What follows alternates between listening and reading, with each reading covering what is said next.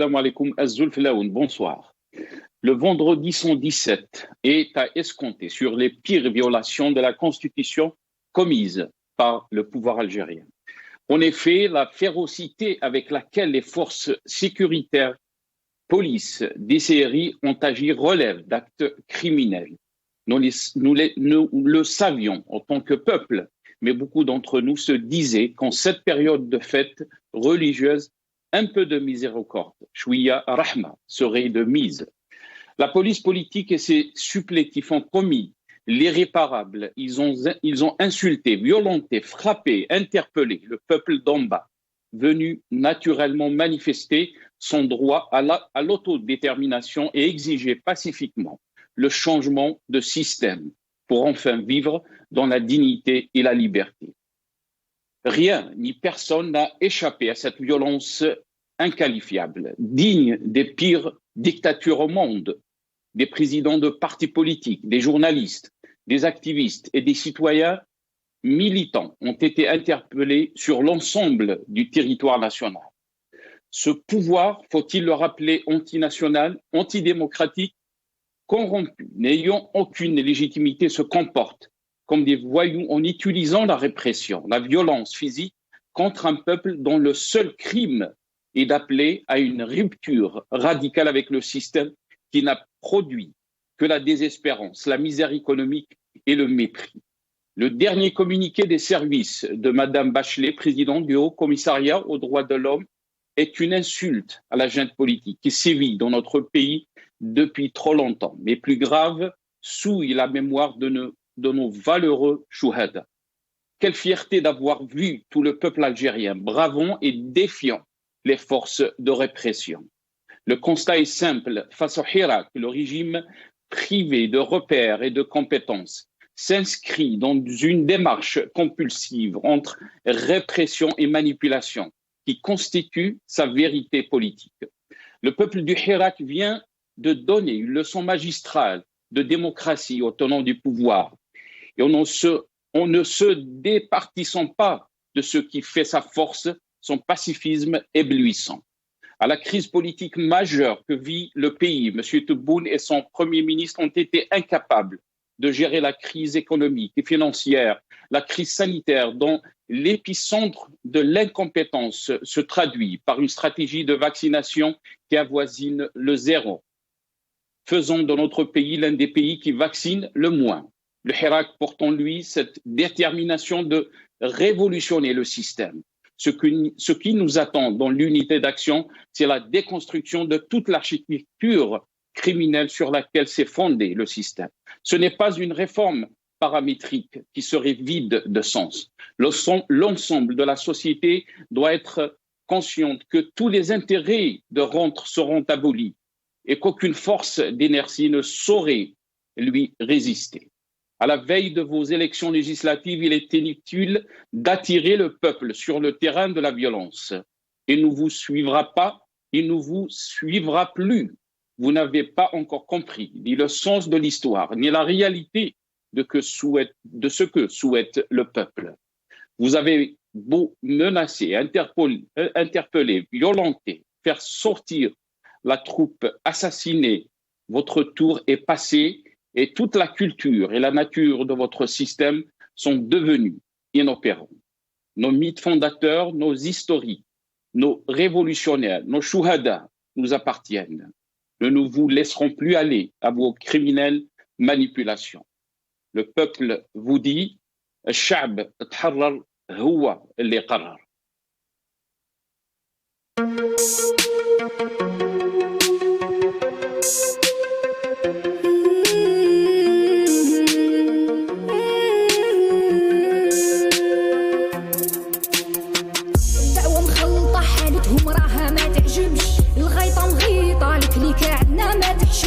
شبيبة نايضة راو داير روحو ما يسمعش المزبلة واجدة والتاريخ يا خو ما يرحمش الخمسة ماكلات صفحتكم ما نطوات معول تخلطها وتخلي فيها غير الفتات الأميمة ما نسات بدتها اللي نشوات 10 سنين تيروريزم وزدتو 20 ما كفات زوالي ولد بلاد جدو كي جدي عليها مات يا الخاين لاقت بك من يدك هربت ما ولات تروح وقاعد طير وقاعد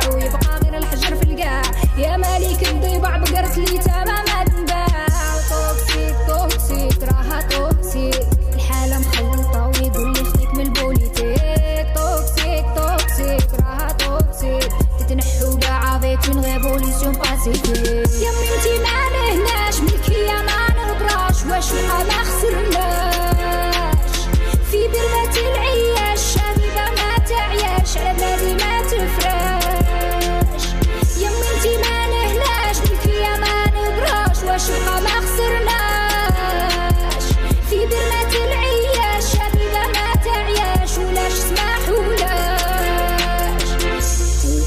توكسيك راها توكسيك الحالة مخلطة ويبغي يخطيك بالبوليتيك توكسيك راها توكسيك تتنحو قاعة بيك من غير بوليسيون باسيفيك خفنا عليها زمان من الغلطة نتاع زمان غصة في دي بسكتنا باش تبقى هي فمان طال الحال شاب زوالي من التخمام غرقتو في الزط لا راضي زيسبيري ما يلام يا القاضي عندي في حكام كاين ربي فوق المال موحدو كيتو هو البندية ما عليه كلام شفنا بعينينا سنين وبقينا حاصلين بين وبين بين حكم الميت ولا الشر وكلاش القتالين طحتو في اليدين ما نسمحو اليوم الدين نموتو ماش خسارة وتبقى بلادي في العينين ضحيتو بالقلالين مازال شافيتي قنتورين باسي كريمينال تروحو فيها قاع يا السراقين حرية لا بديل طرنا ومبقيناش خايفين خرجنا قلنا كلمتنا وللور ما رانا راجعين حرية لا بديل طرنا مبقيناش خايفين خرجنا قلنا كلمتنا وللور ما رانا راجعين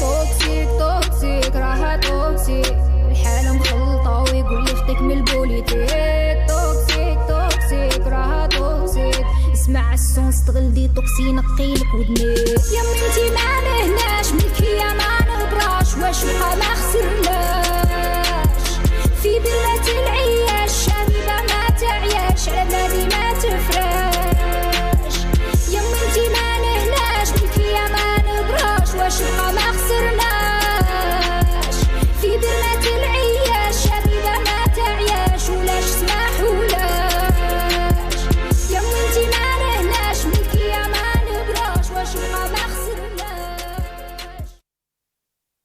Algérie, un Hirak déterminé face à la violence du pouvoir, c'est le titre de notre émission pour ce soir. Et pour en parler, j'ai le plaisir d'accueillir Ismaïl Lalmas, économiste, analyste politique depuis Alger via Skype. C'est Ismaïl, marhaba bik, bonsoir ou saha aïdik. Là, c'est Nasser, saha aïdik, bonsoir, Azul Filaouen. Eh bien, Aïdkoum Moubarak à vous et à toute l'équipe de Maghribia, vos familles et tous les Ahrar de l'Algérie, داخل وخارج. بارك الله فيك كل المعتقلين.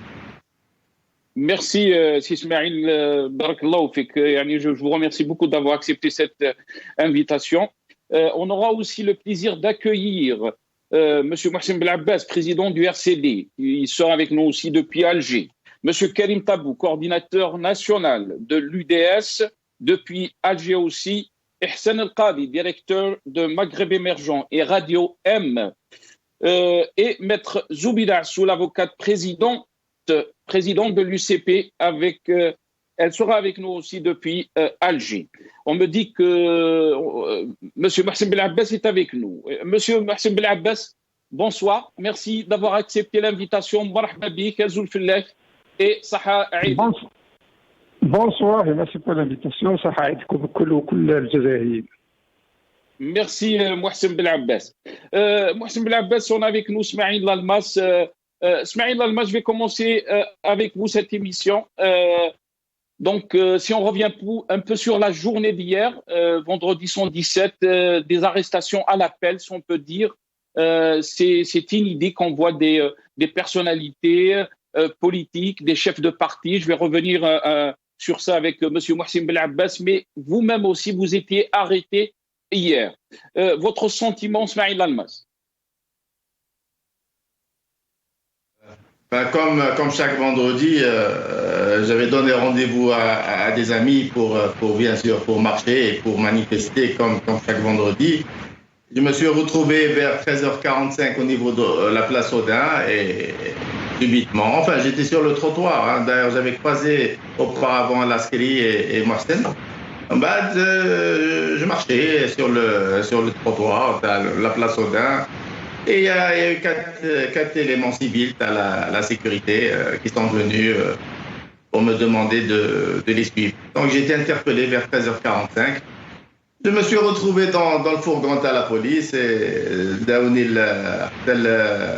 Mahalma, la nouvelle ville après Zeralda, donc commissariat de Mahalma. Je suis resté là-bas jusqu'à 17h30. Après, on m'a descendu vers le commissariat à Trola. C'est là où j'avais rencontré le Jama'a Oukoul, j'avais rencontré Ben Mohamed, Mohsen, Drabni et toute l'équipe qui était là-bas, qui interpellée au même titre que moi d'ailleurs, pratiquement la même période. Voilà, maintenant le sentiment. Écoutez, moi je m'attendais à cette interpellation. De toute façon, chaque vendredi, on s'attend à ce genre de choses chaque vendredi. Mais honnêtement, moi, ce qui m'a dérangé, c'est pas tout cela. C'est surtout avec le formatage et le lavage de cerveau subi par la Jamaat à la police. On sent qu'il y a eu un travail psychologique très très très puissant de la part des autorités en direction de les éléments de la protection, de la sécurité du pays pour dans le but de noircir l'image de l'Hirak, noircir l'image des hirakistes et je l'ai bien ressenti. C'est vrai que les autres, mais il n'y a pas ou les autres, on est tous pareils.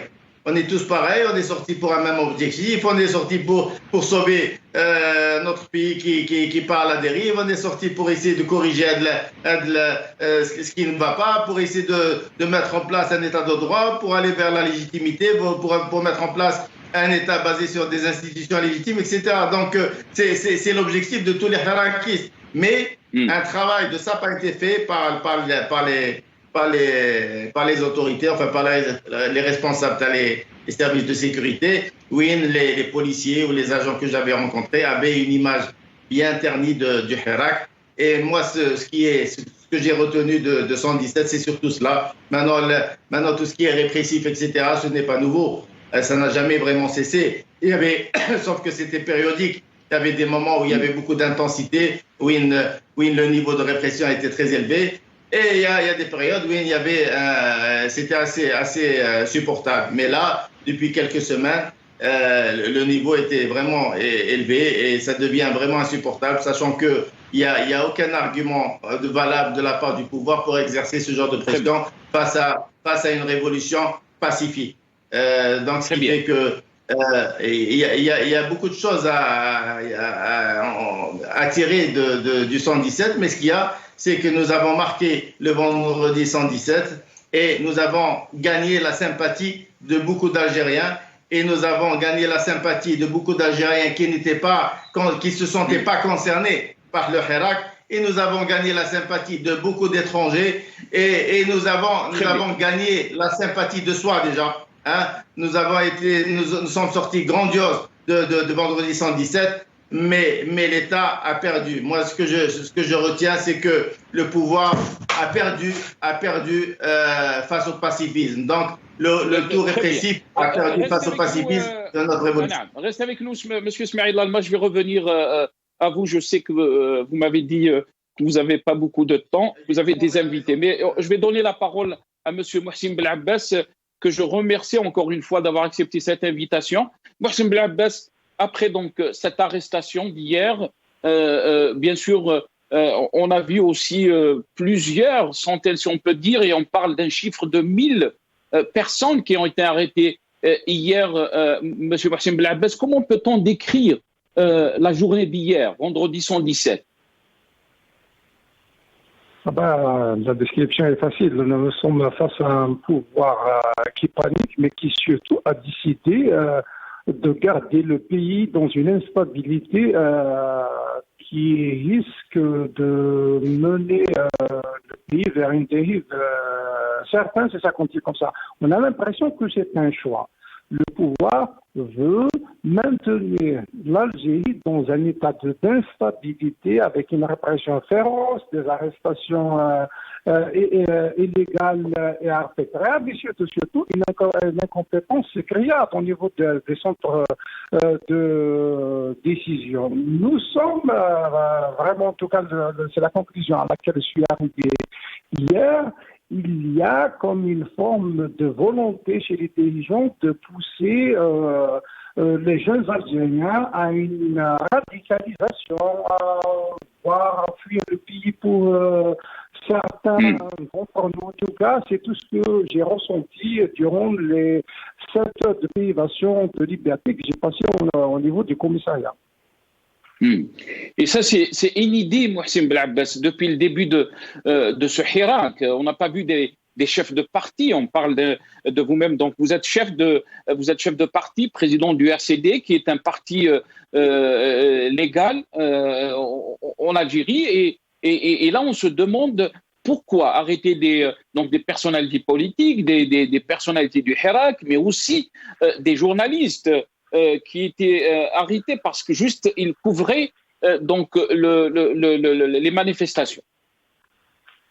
Non, c'est des arrestations illégales et arbitraires. En tout cas, s'agissant de mon cas, j'ai été arrêté sur le trottoir. J'étais en compagnie d'un cadre de notre parti en la personne de M. Ahmed Mazouz. Rien ne justifiait l'interpellation à ce moment-là, rien ne justifiait l'arrestation à ce moment-là, parce que nous étions dans un moment où les trottoirs déjà ils étaient vides, à part les policiers civils qui étaient partis à chaque coin de rue.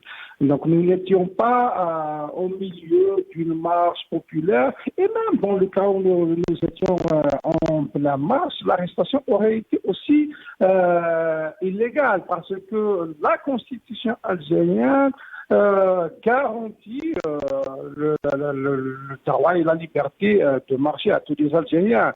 Mais plus que cela, la constitution algérienne, dans son introduction, fait du Hirak un instrument de changement politique dans le pays. C'est pas nous qui avons choisi cette constitution, c'est le pouvoir de fait qui a décidé que le Hirak est un instrument pour le changement politique. C'est vrai qu'ils ont essayé de tromper l'opinion par une soi-disant note qui a été envoyée par le gouvernement exigeant une autorisation pour que les marches se tiennent. Mais ils confondent entre marche et Hirak. Le Hirak n'est pas une marche. Le Hirak, c'est un ensemble d'instruments. Donc, c'est plusieurs marches, plusieuses sit-ins et plusieurs prises de parole en même temps, réparties sur plusieurs jours. Donc, mais en plus, c'est la Constitution qui nous permet, qui nous dit que le Hirak est un instrument de changement politique.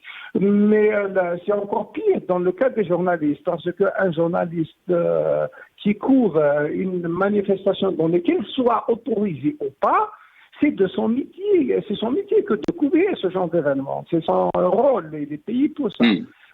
C'est pareil d'ailleurs pour un responsable politique, un président d'un parti politique partout dans le monde. Il n'est pas censé rester dans son bureau entre 4 murs. Il est censé être présent avec les citoyens dans la rue, que ce soit pour une activité que son parti organise, que ce soit pour une activité qu'organise n'importe quelle catégorie sociale ou bien mouvement politique dans le pays, parce qu'il doit être présent, constater le visu, analyser. Donc c'est son rôle, surtout quand il s'agit d'un parti politique agréé. Mais c'est pareil en réalité pour le citoyen, la liberté de circulation, la liberté d'organisation, la liberté de rassemblement, tout ça est garanti par la Constitution. Malheureusement, nous sommes dans un pays où les libertés et les droits sont garantis par les lois et la Constitution, mais leur exercice est criminalisé. Mais ce qui m'a étonné c'est surtout parce que la première fois où ils ont osé arrêter un responsable d'un parti politique sur un trottoir de façon illégale, et tout ce qu'on a subi à l'intérieur du commissariat durant 7 heures avec des ordres, contre-ordres, auditions, changement de stratégie, abandon d'audition, reprise d'audition à zéro avec un autre agent, sans compter toutes les entorses aux procédures qui ont été commises du début jusqu'à la fin. Quel message Mohsen Belhabbas veut envoyer le pouvoir après donc ce qu'on a constaté comme violation, comme violence et comme arrestation hier? Quel est le message qu'il veut faire, que veut ce régime envoyer aux Algériens? La réalité, c'est que le pouvoir algérien ne sait même pas quel message il veut délivrer. Il est incapable de penser au message qu'il voudrait délivrer à travers une action donnée. Ils sont dans l'improvisation. On a l'impression qu'on a affaire, comme ça a été le cas par le passé, à plusieurs centres de décision. Il refuse de comprendre qu'il est dans l'intérêt du pays d'écouter, d'accompagner le peuple algérien dans son Hirak, parce qu'il n'y a que le Hirak qui pourra remettre le pays sur la voie et il n'y a que le Hirak qui pourra faire en sorte à ce qu'on arrive à la construction de l'état de droit démocratique dont on parle depuis des années. Très bien. Reste avec nous, Mohsen Belhabbas. On a été rejoint par M. Karim Tabou, coordinateur national de l'UDS. M. Karim Tabou, bonsoir. Merci d'avoir accepté l'invitation. Marhaba bik ou Saha Aïd. Ahlan wa sahlan, Saha Aïdkom. Mes salutations à Mohsen et à tous les invités. Ça fait plaisir. Smaïl Almas qui est avec nous aussi. Smaïl Almas également, mes salutations.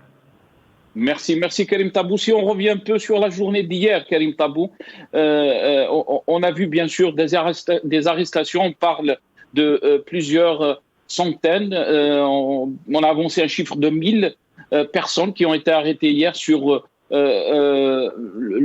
le territoire algérien, 25 wilayas. Comment peut-on qualifier la journée d'hier, Karim Tabou? Ce fut une journée où le pouvoir a cru pouvoir se saisir de cette occasion, vu d'abord les circonstances de l'Aïd. Et vous connaissez bien la sociologie des grandes villes algériennes. Ils sont cosmopolites et ils sont composés de gens qui viennent d'autres villes, d'autres wilayas. Et donc, je pense qu'il a cru avoir profité d'une occasion pour tenter de renverser les rapports de force du terrain. Il y a eu mise en place d'un véritable arsenal de guerre contre le peuple, avec comme image, exhibition aux yeux de la population des moyens de répression, des fusils lance-crémogènes, etc. Il est clair que le pouvoir continue d'adopter une politique sécuritaire à l'égard d'un mouvement éminemment politique. Donc il continue de considérer que la crise ne peut être traitée que par les voies sécuritaires. Et c'est ça l'erreur. Donc, est-ce que vous pensez, Karim Tabou, est-ce que vous pensez que le régime, vous êtes en train de le dire, est en train de gérer cette crise politique, que vous êtes en train de qualifier de purement politique, comme une opération de maintien de l'ordre? Plus large que cela, c'est-à-dire il y a eu depuis le début du Hirak toutes sortes d'accusations qui ont été portées contre le Hirak lui-même. Aucune de ces accusations n'a été étayée, prouvée par des preuves concrètes. Souvenons-nous des fameuses personnes arrêtées au tunnel de la faculté qui auraient tenu entre leurs mains matériel sophistiqué, qui voulaient faire exploser des choses au milieu du Hirak. Puis, souvenons-nous des accusations de la main étrangère, et le ministre de l'Intérieur de l'époque avait même parlé d'Israël et d'un pays occidental et d'un pays arabe sans jamais indiquer qui sont ces pays. Et puis par la suite, il y a eu l'opération Dahdouh 1 et l'opération Dahdouh 2. Et puis il y a eu tentative de diviser le Hirak en jouant sur les particularismes, sur les régionalismes et sur les ethnicismes que le pouvoir a toujours manipulés. Et puis on arrive à des opérations par lesquelles le pouvoir veut reconstruire le mur de la peur. Nous avons dit depuis le début du Hirak que le génie, que la chose la plus extraordinaire du Hirak, c'est le fait d'avoir brisé le mur du silence, le mur de la peur, imposé par des décennies de violence. Et si le Hirak a réussi à briser ce mur de silence et de terreur et de violence, par la voie pacifique, en ayant apporté la démonstration que le peuple algérien, malgré l'accusation portée contre lui, que c'est un peuple voleur, que c'est un peuple anarchique, que c'est un peuple terroriste, que c'est un peuple à qui on a porté toutes les accusations, mais finalement, il a forcé le respect. Il a forcé le respect d'abord au niveau international, notamment à travers la diaspora qui a fait preuve d'un exceptionnel civisme et de sens de responsabilité, mais également à l'échelle nationale, malgré toutes les opérations et manœuvres qui furent menées par le pouvoir, est resté uni dans le cadre de l'unité nationale, d'une manière pacifique. Il n'a jamais répondu aux provocations. Et la preuve, c'est ce vendredi, je pense que c'est le peuple qui a évité l'irréparable. Le peuple aujourd'hui, c'est lui qui est en train de protéger ce pays. Je rejoins c'est Mohsen Blabès quand il dit c'est le Hirak qui est en train de protéger le pays. C'est le pouvoir qui pousse à l'extrême. Le pouvoir pousse à l'aventure.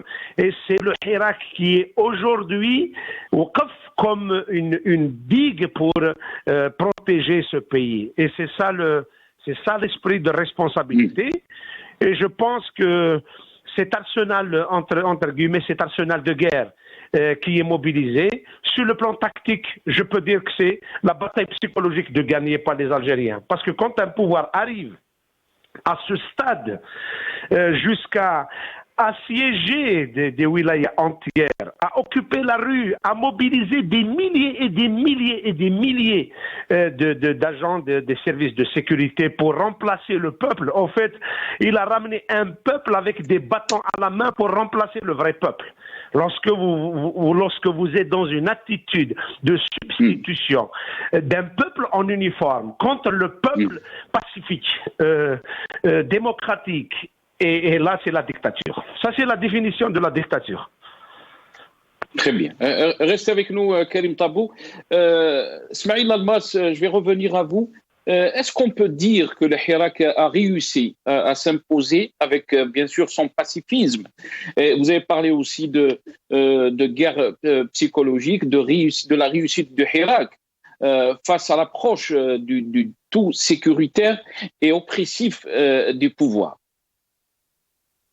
Écoutez, en tous les cas, ce que je peux dire, c'est que le pouvoir s'est piégé parce que il se retrouve piégé par ses actions. Pour la simple raison, c'est que là, il a pratiquement utilisé toutes les cartes qu'il avait entre les mains. Il est arrivé à un niveau très très élevé de répression.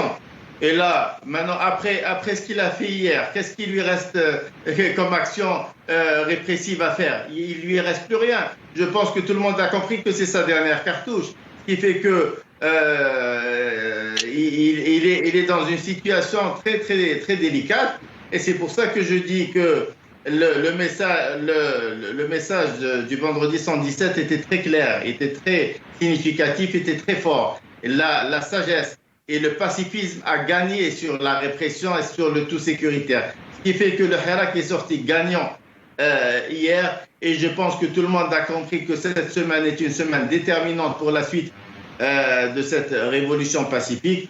Et je pense aussi que le pouvoir hier a compris que face à la détermination du peuple, rien ne peut, toutes les options qu'il a utilisées ou qui lui reste à utiliser ne vont servir à rien face à cette forte détermination. Ce qui fait que moi je dis que Barakat Mad al-Hugradi, et on connaît que l'Algérien n'accepte pas la Hugra. Je vous ai dit que le vendredi 117 a gagné la sympathie de beaucoup d'Algériens. Même les gens qui étaient réticents n'ont pas compris le comportement du pouvoir. C'était un comportement inacceptable. Et je pense que la suite, les prochains jours vont être déterminants pour la suite de notre évolution. Vous avez dit que ça a été une semaine ou une journée déterminante par rapport à hier. Pourquoi elle est si déterminante, Smaïl Lalmas, alors que le régime, certes, se retrouve dans une situation qui n'est pas facile pour lui, mais pour lui, il a une feuille de route, il est en train de préparer ces élections législatives qui vont être tenues donc le 12 juin prochain. Pour lui, certes qu'il y a les marches sont toujours là, mais sa feuille de route est en place.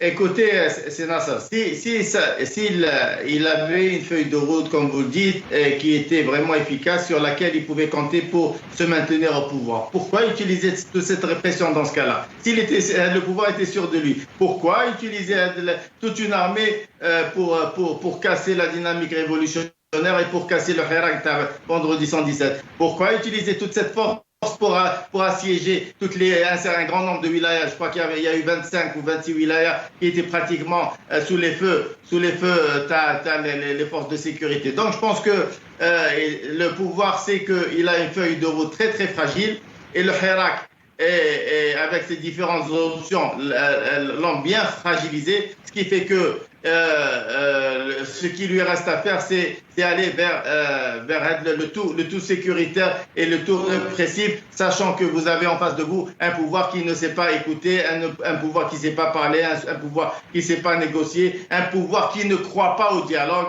ce qui fait que tout ce qui lui reste à faire, c'est la force, parce que c'est un pouvoir faible. Ce qui fait que moi je dis que la semaine est déterminante avec tout ce qui s'est passé le vendredi 117. Les citoyens ont vu le Hagra, les citoyens ont vu ce qui s'est passé, les citoyens ont vu les dépassements. Je pense que les Algériens ne vont pas laisser passer ce qui s'est passé le vendredi. Et on s'attend à des actions qui vont apporter beaucoup d'espoir quant à l'avenir de notre évolution. Sur ces actions à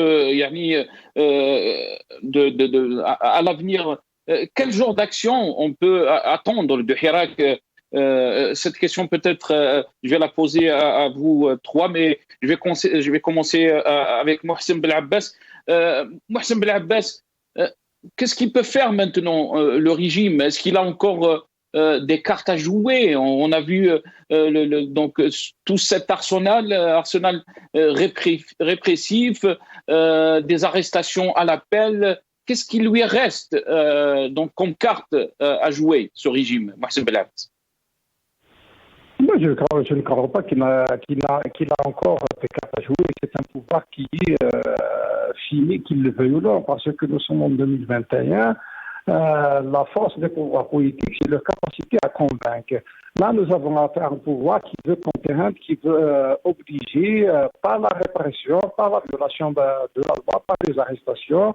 Et il est capable d'arrêter des milliers d'Algériens. D'ailleurs, il l'a fait à l'occasion de ce vendredi, puisque plus de 1000 Algériens se sont retrouvés arrêtés à travers les 48 wilayas. Donc, il peut encore une fois multiplier le nombre de personnes arrêtées, mais ça ne va faire que creuser un peu plus le fossé qui sépare le peuple du pouvoir. Partout dans le monde, la règle, c'est la confiance. Donc, qu'on n'arrive pas à rétablir la confiance entre les institutions et les citoyens et le peuple algérien, rien de durable, rien de sérieux ne pourra réussir dans notre pays. Mais je l'ai dit au départ, moi je pense qu'ils s'en foutent de tout cela. Et ils ont décidé de mener l'Algérie à la ruine. C'est la conclusion avec laquelle je suis parvenu. Parce qu'un pouvoir qui croit que organiser une élection est une feuille de route, c'est un pouvoir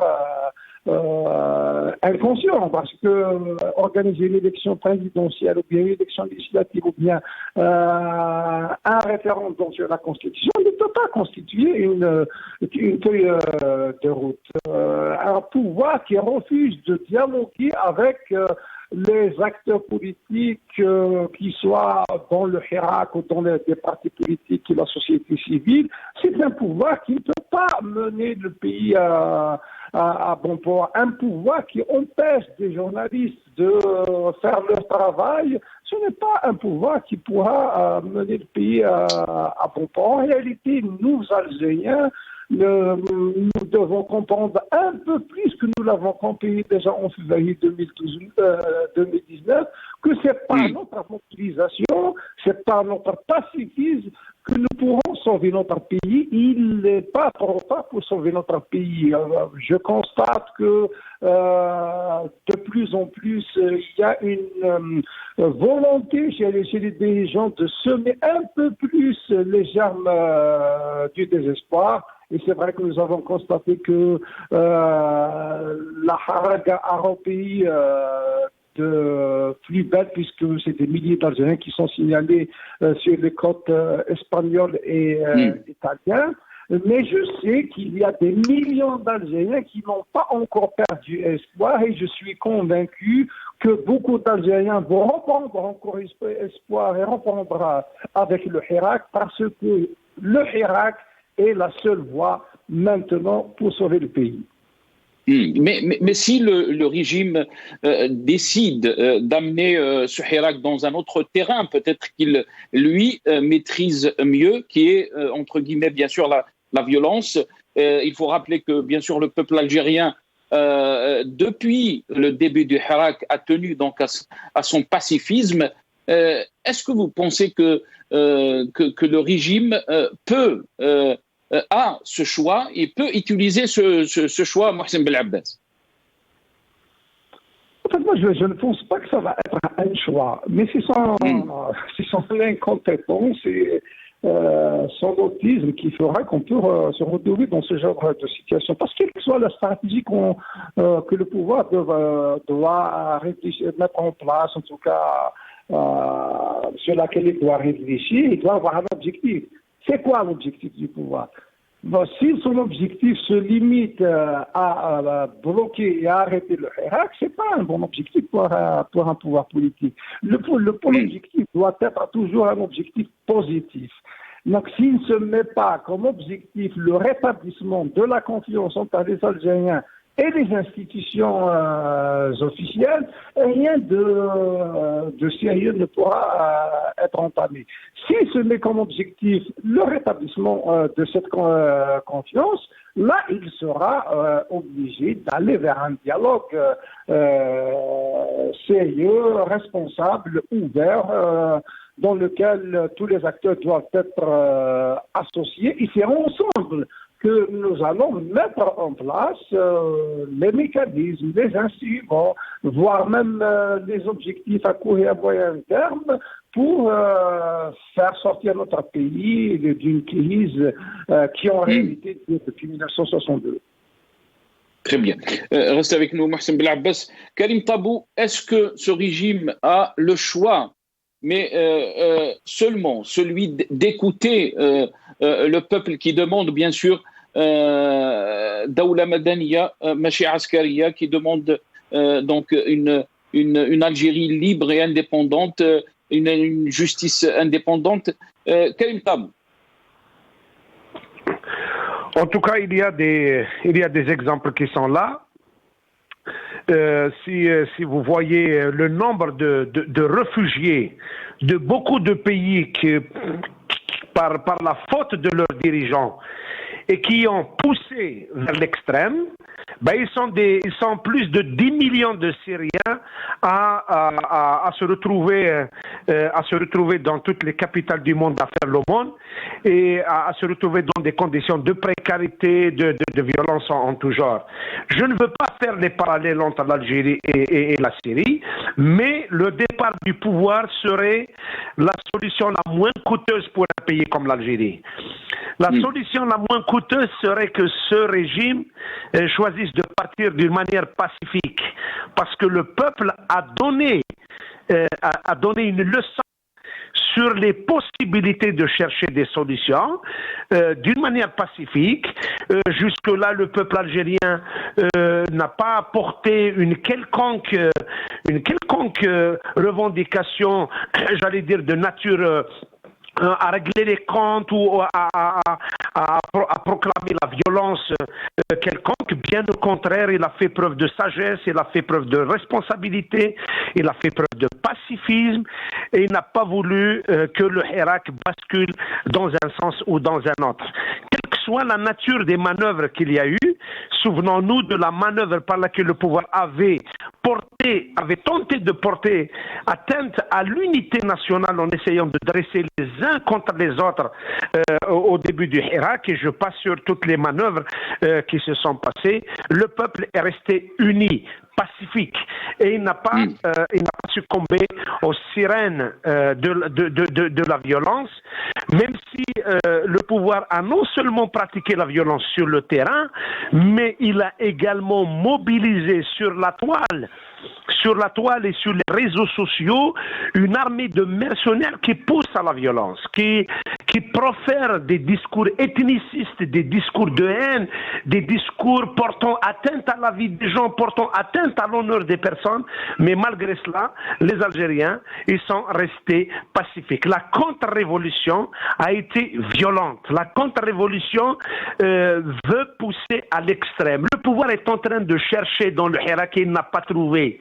Il a essayé de trouver toutes les vulnérabilités du Hirak. D'abord, il a fait des tentatives de corruption, les tentatives de sortir du Hirak des gens qui vont aller dans le sens du pouvoir. Souvenons-nous du vrai faux dialogue de Karim Younes. Et par la suite, il a tenté plusieurs fois, il a essayé de trouver des relais dans le Hirak. Et à défaut justement de trouver des relais dans le Hirak, on a vu les campagnes de dénigrement, d'attaque contre le Hirak. Les dernières fut que certains, entre guillemets, qui se proclamaient d'ailleurs militants du Hirak et qui avaient porté des accusations contre le Hirak sur les slogans, sur un certain nombre de choses, et on est passé dessus, on a avancé dans notre lutte. Et aujourd'hui, à mon avis, contrairement à tout ce que peuvent penser certains, sur le fait que dans la société, on diffuse quotidiennement le discours qui veut convaincre les citoyens que les vendredis n'ont rien à apporter. Vous savez, quotidiennement, vous entendez les chaînes de télévision du pouvoir proclamer, inviter des gens sur les plateaux et qui disaient en substance que finalement, le vendredi, il n'a rien donné, le Hirak Hada, il n'a rien donné. Et ils veulent même sous-entendre aux gens qu'il ne servait à rien de sortir chaque vendredi. Mais la réalité est que chaque vendredi, le pouvoir fait des calculs et il a bien compris que la détermination d'un peuple, la force du politique est la meilleure barrière qui va stopper la politique de la force. La force du politique, les Algériens ont fait preuve d'intelligence, ont fait preuve de génie. Chaque jour, ils ont amélioré leur slogan, ils ont adapté leur mécanisme de réflexion à la réalité du terrain et ils ont été dans l'action unitaire. Lorsque vous avez un slogan qui est proclamé à Bab el-Oued et le même jour il est proclamé à Annaba, Constantine, à Tlemcen, à Oran, quelle belle leçon! d'un peuple qui est en train de proclamer son unité dans un cadre pacifique par les voies politiques et qui ne répond pas aux sirènes de la violence et de l'aventure. Très bien, reste avec nous, Karim Tab. Monsieur Smaïl Almas, je reviens à vous. Est-ce qu'on peut dire que ce régime est devenu une menace pour l'unité du pays? Smaïl Almas? On a un petit souci avec le Skype de Smaïl Almas. Mohsen Belabbas, la question est à vous. Si le régime est devenu une menace pour l'unité du pays et le Hirak est le sauveur donc, de notre pays, comment peut-on imaginer un dialogue face à une situation de, si on peut dire, de blocage? Chacun il est dans ce côté, dans sa voie. Comment peut-on imaginer une issue face à cette crise que vit notre pays? Non, moi je disais que c'était pas très compliqué à travers un dialogue ouvert. L'idée, ce n'est pas de faire en sorte à ce que des hommes qui ont exploité les centres de décision depuis des décennies, voire même ceux qui ont été passés tout récemment, soient maintenus au pouvoir.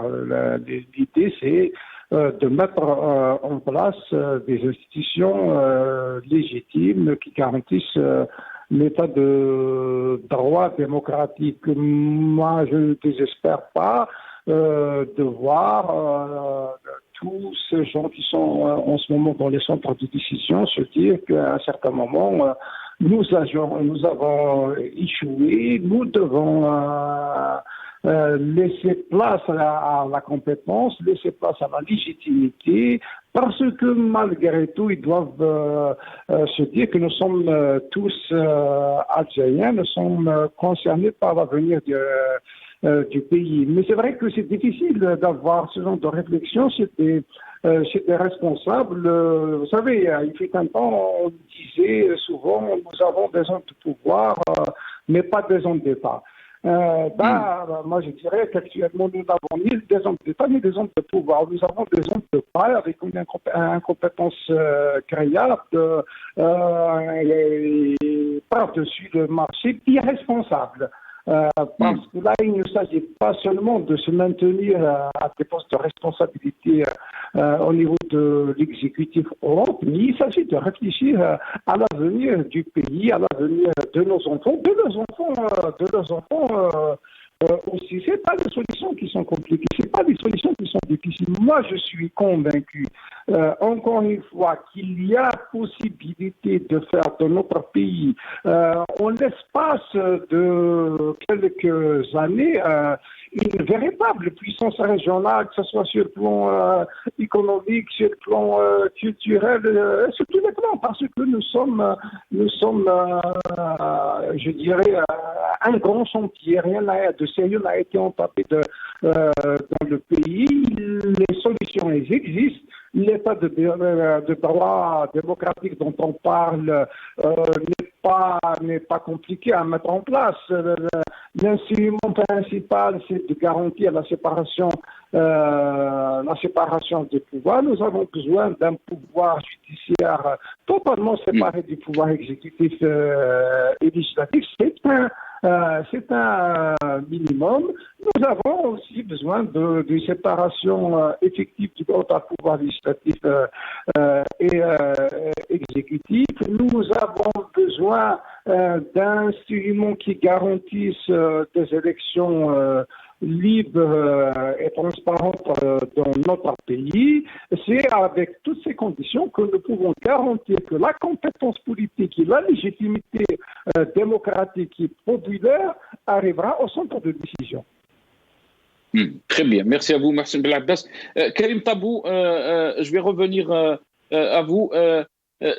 Face à la situation que vit notre pays, le Hirak, on l'a vu, il est déterminé donc à aller jusqu'au bout de cette révolution, déterminé malgré donc les manœuvres du régime, malgré l'approche du tout sécuritaire. Comment vous voyez les choses évoluer, Karim Tabou, quand on voit un régime, un pouvoir qui, pour lui, il est dans sa logique. Il parle d'un Hirak Bini d'un côté, mais qui l'opprime de l'autre côté. Il est en train de préparer des élections. Comment vous voyez les choses évoluer, Karim Tab? Vous savez, d'abord, quand on parle du pouvoir, le pouvoir en Algérie n'étant pas une entité homogène, nous sommes face à deux choses. Nous sommes en face d'un chef d'État qui exécute une feuille de route et qui est en train de consommer un mandat. Un mandat qui ne lui a pas été délivré par le peuple algérien. Il est en train de l'exécuter dans des conditions très complexes et très difficiles. Vous savez, lorsque vous avez un chef d'État incapable d'effectuer une visite dans aucune wilaya du pays, incapable d'effectuer une visite dans aucun pays au monde où il y a des ressortissants algériens au risque de se faire dévoiler au grand jour, qu'il est rejeté par tout le peuple. Au fait, un chef d'État assigné à résidence surveillée par le peuple est dans une situation de faiblesse.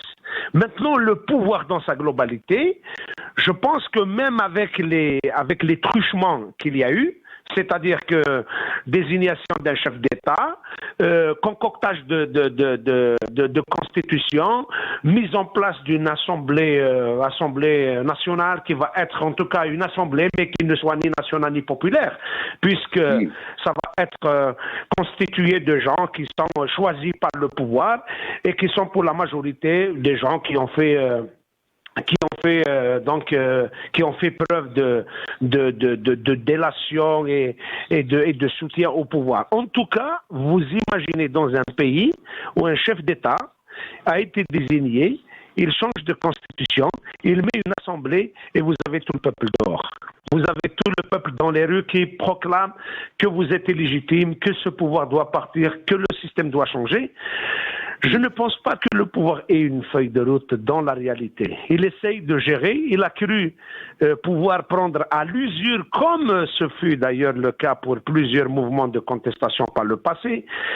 Souvenons-nous de la grève du cartable en Kabylie, souvenons-nous des événements du printemps noir en Kabylie, souvenons-nous également des événements qui se sont produits dans les wilayas du sud, à Borj Badji Mokhtar, et c'est toujours l'approche sécuritaire doublée d'une stratégie de l'usure.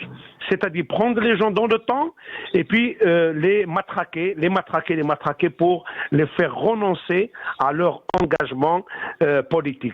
Mais cette fois, le caractère pacifique est surtout le capital d'expérience acquis par les Algériens. Finalement, tous les combats qu'il y a eu, toutes les luttes qu'il y a eu, tous les printemps qu'il y a eu, ils ont abouti aujourd'hui à une situation de maturité du peuple algérien que le pouvoir n'arrive pas à comprendre, que le pouvoir n'arrive pas à intégrer comme élément important dans l'avenir. Nul ne peut aujourd'hui décider sur la tête, au-dessous de la tête des Algériens sans leur demander leur avis. Je pense que les Algériens aujourd'hui ont bien apporté la démonstration qu'ils sont capables de faire le miracle. On le disait et les gens disaient non, pendant les 20 années de Bouteflika, pratiquement le peuple était absent, sinon plus des franges entières de la population étaient enrôlées dans les pratiques de la corruption. Mais finalement, les ressorts de la société sont si puissants qu'ils tirent d'abord une fureur de cette indépendance confisquée, des sacrifices énormes consentis par le peuple algérien, et puis des luttes qui ont été menées par des générations et des générations de militants. Quel bonheur pour un militant qui était là depuis 62, en train de se battre en 62, en 1980, en 1988, en 2001 et bien après, qui voit que ce pays a eu un tel réveil par rapport à toutes les actions inachevées et même parfois ratées des luttes du passé, il ne peut que sentir le bonheur que ce pays est en train de faire le miracle. Et on a qualifié le Hirak, Karim Tabou, du miracle algérien. Restez avec nous, Karim Tabou. On a été rejoint, on me dit, par Hassan El-Qadi, directeur de Maghreb Émergent, Radio M. Cher Hassan El-Qadi, bonsoir. Merci d'avoir accepté l'invitation. Marhaba bik wa saha aïd. صحة عيدكم بونسوار كل عام وانتم بخير صحة عيدك كريم طابو je crois qu'il y a que Karim qui on y voit il y a Mohsin qui est avec nous. On se rencontre sur les antennes de radio de Maghrébia, mais à Alger on n'arrive pas à se voir. Je suis très content d'avoir Karim Mahna. Mes salutations à tous. Et on me dit aussi qu'on a Maître Zoubida Assoul qui est avec nous aussi. On va la prendre tout de suite. Je sais que vous n'avez pas beaucoup de temps, Hassan El-Qadi. Hassan El-Qadi, si on revient un peu sur la journée d'hier, jamais on a vu autant de violence contre les Algériens pacifistes, mais surtout, je vais parler de votre profession, des journalistes qui ont été embarqués à l'appel, dont une consoeur qui est toujours arrêtée, c'est Kenza Khatou, qui est toujours donc en garde à vue. Qu'est-ce que vous pouvez nous dire, Hassan El-Qadi? Bon, nous, on a bien compris qu'il se passait quelque chose depuis 2 semaines. On a bien compris, le Haut Conseil de la Sécurité a décidé de sévir contre le Hirak le 6 avril dernier. Abdelmajid Tebboune a donné l'ordre d'arrêter le Hirak. Ça, c'est quelque chose qu'on a bien compris. Mais là, on a plus de détails sur la démarche. La démarche, c'est d'empêcher les journalistes de témoigner de cette offensive contre les manifestants pacifiques.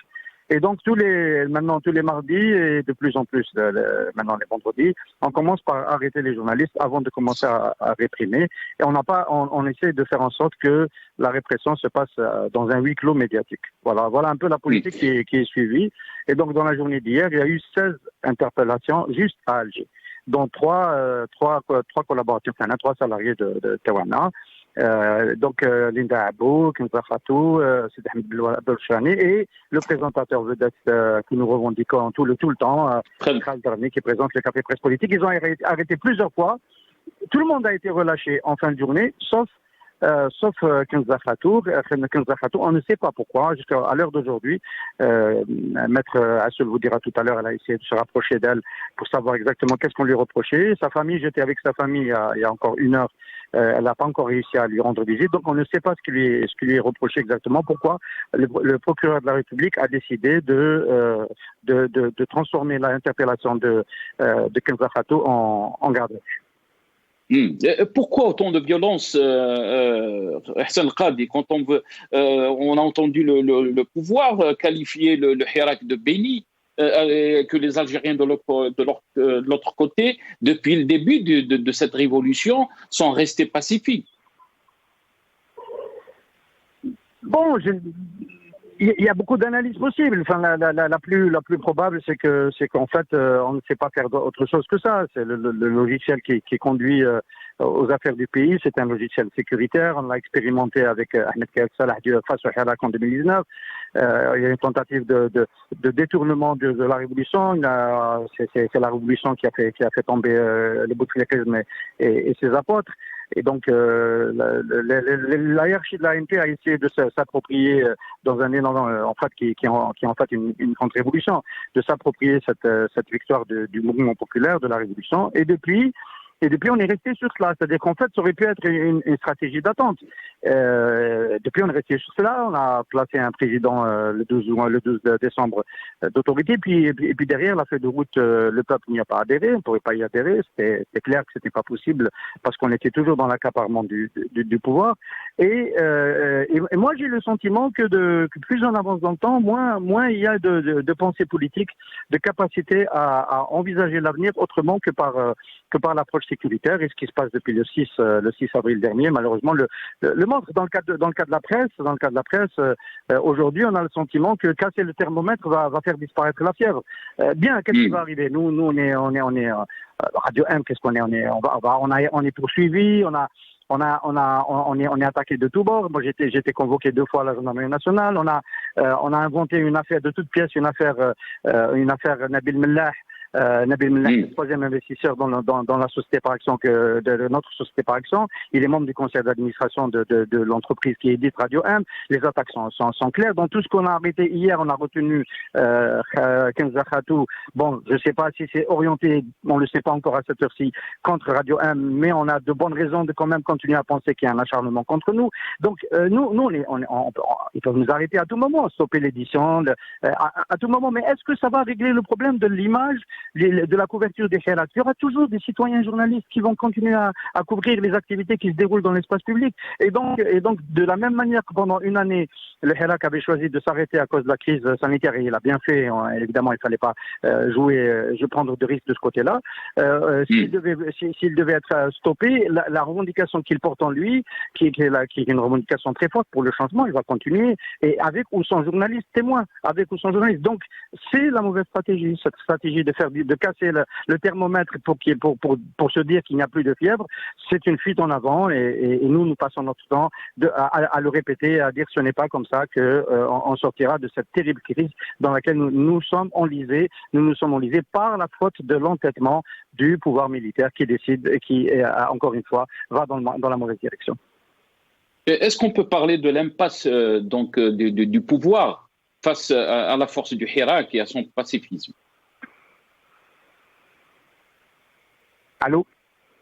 Oui. Est-ce que vous avez entendu ma question, Ihsan Khan? Je crois ne pas l'avoir entendu intégralement. La question était, est-ce que ce pouvoir est dans l'impasse face à la force du Hirak et son pacifisme aussi? C'est pas certain que l'important, c'est la perception que le pouvoir a de lui-même. Peut-être qu'il pense qu'il n'est pas dans l'impasse. Et lui, il a un agenda. Il pense qu'il va se doter d'une majorité parlementaire le 12 juin prochain. Il a déjà annoncé à l'avance qu'il lui importait peu que cette majorité soit portée par un vrai vote. On est parti pour une très très forte abstention. Cela ne l'a pas gêné de se doter d'une constitution sur laquelle très très peu d'Algériens ont voté, donc qui n'a aucune légitimité. Je ne parle pas de la présidentielle. Majid Tebboune est très très mal élu. Et donc tout cela n'a pas l'air de lui poser de problème. L'essentiel, on est en fait dans une pensée sur une carte d'état-major où il faut gagner de nouvelles positions sans réfléchir au coût de cette conquête, sans réfléchir à l'étape suivante, où est-ce que ça nous mène. Et on est dans une pensée strictement sécuritaire et militaire. C'est-à-dire, il faut atteindre l'objectif, mais le coût politique de cet objectif-là, si ça aggrave la déchirure entre le peuple algérien et les gouvernants, c'est pas une question qui est posée. Et aujourd'hui, il est peut-être temps de se poser cette question-là, parce qu'on va se retrouver avec une majorité parlementaire qui sera représentative de absolument rien du tout, qui permettra juste de dire qu'on a complété l'édifice. On peut compléter en plus l'édifice avant la fin de l'année avec les élections locales, et puis on dira voilà, on a renouvelé les institutions de l'Algérie nouvelle. Sauf que l'Algérie nouvelle est un pays ingouvernable, tout simplement. Et vendredi dernier, avec quasiment 820 interpellations identifiées et probablement plus de 1000 interpellations quand on a fait le décompte avec le CDTA, le CNLD, en fin de journée, on est dans un pré-état de guerre civile, parce que là, à l'étape suivante, nous, on se souvient bien du début des années 90. Si on veut continuer à réprimer au-delà de ce seuil, on va passer à l'internement administratif. Et on va nous dire, c'est l'Algérie nouvelle, que l'internement administratif est nécessaire pour maintenir l'ordre, etc., face à un mouvement qui, encore une fois, est pacifique, qui, encore une fois, pose les problèmes essentiels de ce pays, qui, encore une fois, propose une alternative qui va préserver les institutions du pays, qui va préserver l'ANP en la mettant en dehors du champ politique progressivement, parce que c'est que progressivement que ce genre de choses peut se faire, et de continuer à ne pas regarder cela et à appliquer de manière forcenée une feuille de route suicidaire. Bon, c'est en train de nous emmener tous dans le mur. Voilà. Merci beaucoup, Ihsan El-Qadi, Yatik Saha, et toute notre solidarité avec vous, et surtout avec la journaliste Kenza Khatou. Merci à vous, merci d'avoir été avec nous dans cette émission. Maître Zoubida Assoul, avocate présidente de l'UCP, qui est avec nous. Maître Zoubida Assoul, bonsoir. Merci d'avoir accepté l'invitation. Marhaba bik. Bonsoir, Nasser Aïd Kmbrouk. Je salue tous vos invités, mes amis qui sont tous des amis, Karim, Mohsen, Ihsan El-Qadi, et les gens peut-être qui sont sur le plateau. Merci beaucoup, Maître Zoubida Assoul. Saha Aïdek. Maître Zoubida Assoul, si on revient un peu sur la journée d'hier, bien sûr, on a parlé de cette violence, des arrestations, mais aussi, si on peut dire, on peut parler du coût de cette politique face à un peuple pacifique qui demande juste un changement et on peut dire qui veut sauver l'Algérie. Je crois que c'est une preuve, encore une fois, que l'actuel pouvoir et à sa tête Abdelmajid Tebboune ont lamentablement échoué à trouver une solution politique. Parce qu'en l'absence d'une solution politique, d'un discours politique, d'une approche politique, eh ben c'est le tout sécuritaire. Et hier, franchement, Abdelmajid Tebboune a fait passer à tout le peuple algérien un aide noir pour nous, parce que les interpellations qui ont touché beaucoup de citoyens et citoyennes dans plusieurs wilayas du pays, mais aussi des interpellations avec beaucoup de violence et beaucoup de sauvagerie, on va dire. Il y a eu beaucoup de gens qui ont été blessés, qui ont été violentés d'une manière sauvage, aussi au vu de tout le monde, mais aussi aujourd'hui, on veut empêcher qu'il y ait une trace. Donc ça, c'est carrément une étape encore qui a été franchie dans la violence. Je pense, à mon avis, c'est vraiment la preuve que c'est vraiment l'impasse chez eux. Ce qui est très bien pour nous, en tout cas en tant que hirakistes, en tant que citoyens, en tant que politiques, c'est que les citoyens algériens sont restés pacifiques malgré tout. Les citoyens algériens sont restés unis. Les citoyens algériens sont restés justement à réclamer des revendications politiques, à construire un État basé sur les institutions, un État de droit, un État où il y a une justice qui puisse garantir les droits et les libertés des citoyens. Quand on voit qu'une journaliste, j'ai essayé moi tout à l'heure, je suis partie au commissariat où est gardée à vue Kenza Khatou, j'ai essayé de la voir en tant qu'avocate, je me suis présentée et tout ça, j'ai dit, au moins celle-là c'est une journaliste, c'est pas une criminelle quand même. Est-ce que je peux savoir qu'est-ce qu'on lui reproche pour la garder à vue? Je n'ai malheureusement pas pu avoir aucune information. On m'a dit qu'il faut attendre les 48 heures pour pouvoir la voir. Donc ça, c'est quelque chose qu'on ne peut pas comprendre avec un chef d'État qui prétend dans ses discours que la liberté de la presse est garantie et qu'aujourd'hui, on continue quand même à arrêter des journalistes et les journalistes qui sont militants, les journalistes qui ne sont même pas partisans ou qui veulent faire de la politique, mais tout simplement, ils veulent faire leur métier de journaliste, c'est-à-dire transmettre l'information. L'information est un droit constitutionnel pour tous les Algériens et les Algériennes. C'est ce qu'essayent de faire certains journalistes, mais aujourd'hui, voilà comment le pouvoir et la présidence sous Abdelmajid Tebboune, voilà qu'est-ce qui nous sert. Il nous sert, c'est qu'on continue encore à embarquer des journalistes, à leur mettre des menottes devant tout le monde. Mais moi, ce qui me désole au plus haut point, c'est que ce pouvoir-là, qui prétend défendre les intérêts de l'Algérie et l'image de l'Algérie, chaque mois qui passe, eh ben, l'Algérie est déclassée. L'Algérie est déclassée sur le plan des droits de l'homme. L'Algérie est déclassée sur le plan et on l'a vu cette semaine, Maître Zoubida Assoul, le rappel de l'ONU, surtout son bureau des droits de l'homme, qui a rappelé l'Algérie et qui avait appelé les autorités algériennes à cesser la violence contre des manifestants, je précise, pacifiques.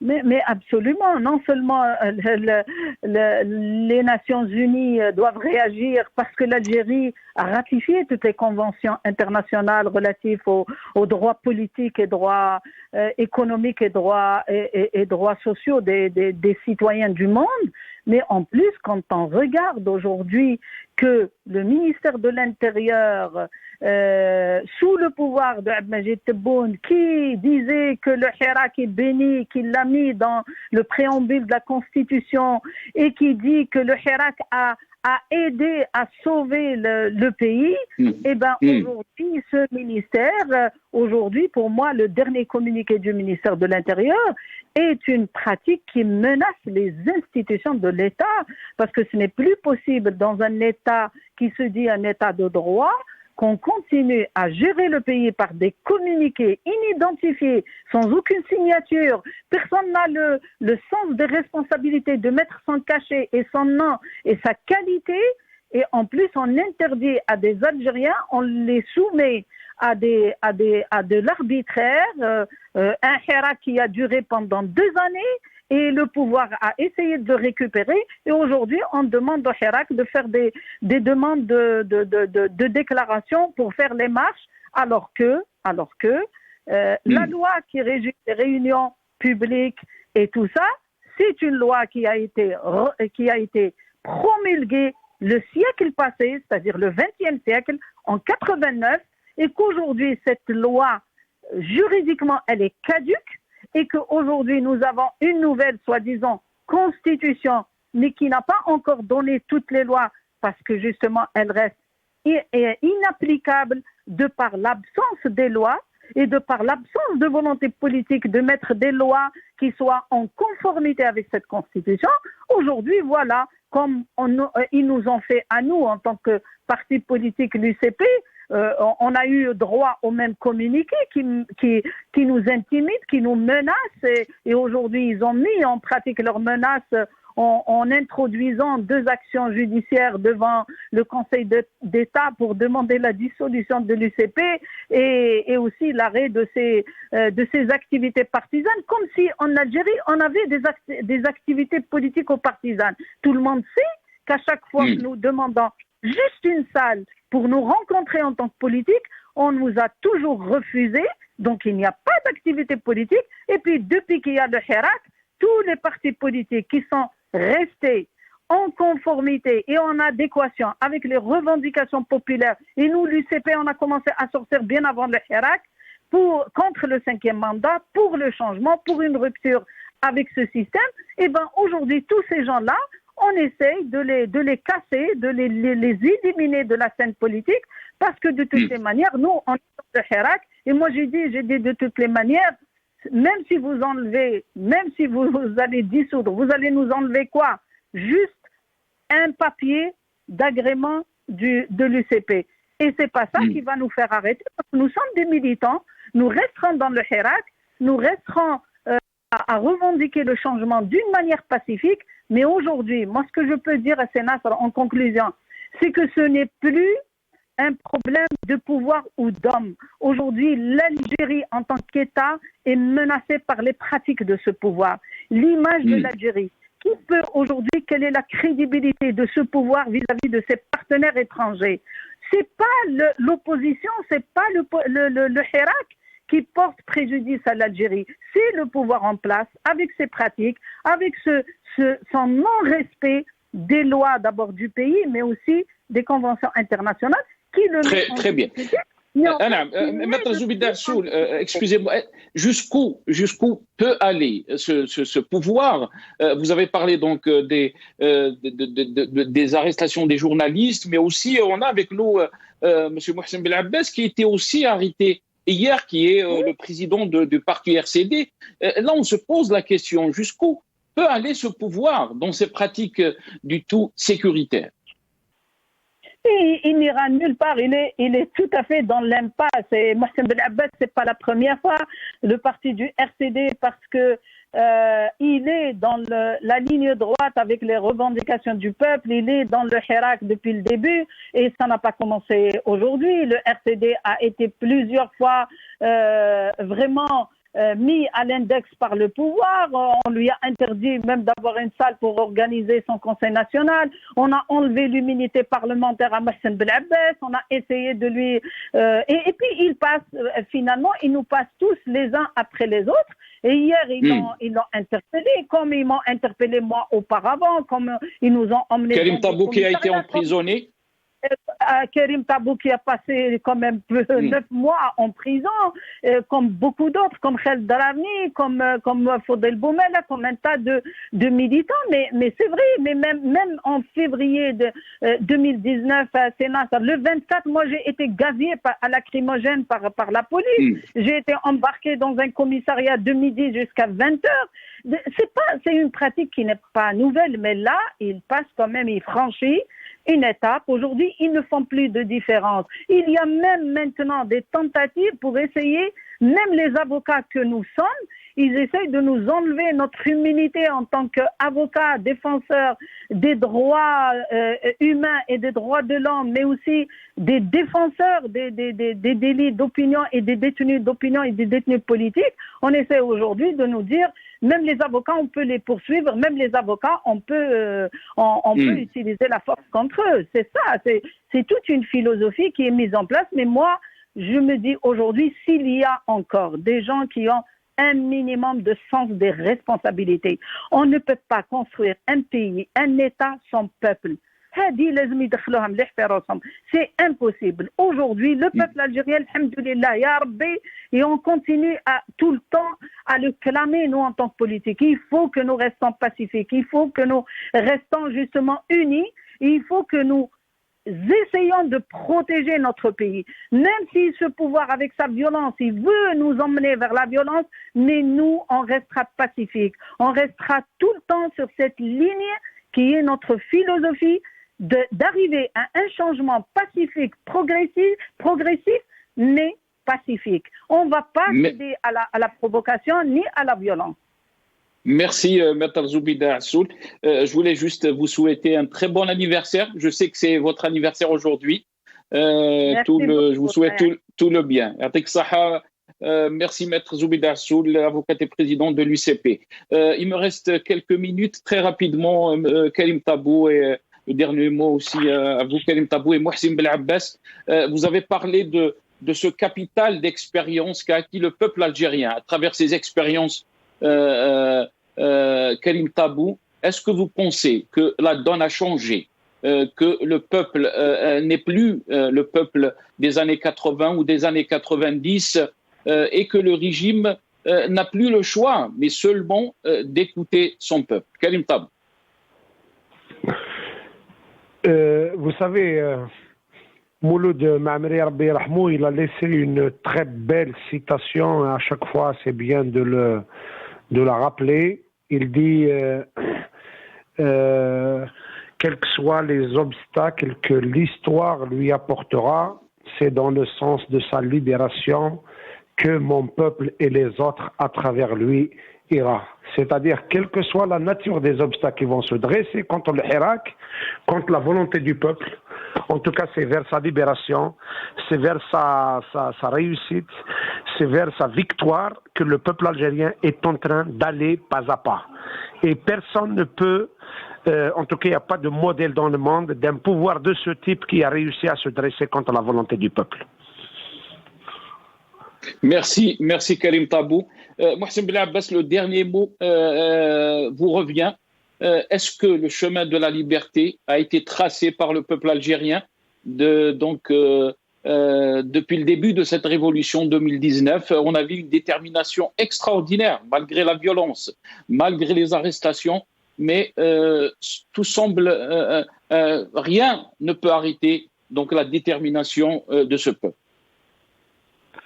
Oui, je dirais que le chemin de la liberté a été tracé par le peuple algérien depuis juillet 2019, mais pas seulement le chemin de la liberté, mais surtout le chemin de la construction de l'État de droit démocratique. Les Algériens, majoritairement, ils ont repris confiance dans leur capacité à agir de façon solitaire. Ils ont repris espoir. Notre communauté établie à l'étranger aussi a rempli confiance et joue un rôle d'avant-garde depuis février par ses alertes, par ses analyses, par sa solidarité, par les manifestations qu'ils organisent là-bas au niveau de l'essentiel des capitales du monde. Dans tous les cas, moi, je suis convaincu que c'est une question de temps, mais c'est vrai que dire question de temps, ça peut être très long. Mais je compte plus sur la détermination du peuple algérien. Mais nous avons aussi un avantage, c'est que nous avons affaire à des incompétents au niveau de tous les centres de décision du pays. Je dis bien tous les centres de décision parce qu'il n'y a pas qu'un seul centre de décision. Moi, je leur lance un message. Il faudrait qu'ils comprennent qu'ils doivent cesser avec leur entêtement, qu'ils doivent comprendre qu'ils sont en train de mener le pays vers l'irréparable. Ils doivent comprendre qu'ils sont en train de semer le désespoir. Ils doivent comprendre qu'ils doivent se retirer des centres de décision et laisser le peuple algérien construire son avenir et mettre en place les institutions qu'il aura choisies et arriver à ces objectifs pour lesquels il est sorti depuis février 2019. Laissez le peuple algérien construire son avenir. Merci à vous, Mohsen Belabbas.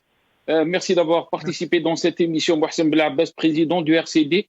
Merci à M. Ismaïl Almas, économiste, analyste politique. Merci à Karim Tabou, coordinateur national de l'EDS. Merci aussi à Hassan Al-Qadi, directeur de Maghreb émergent à Radio M. Et grand merci à Maître Zoubida Assou, l'avocate président de l'UCP. Yatikum Saha, merci à vous d'avoir suivi cette émission. Je vous retrouve dans d'autres émissions, Inch'Allah.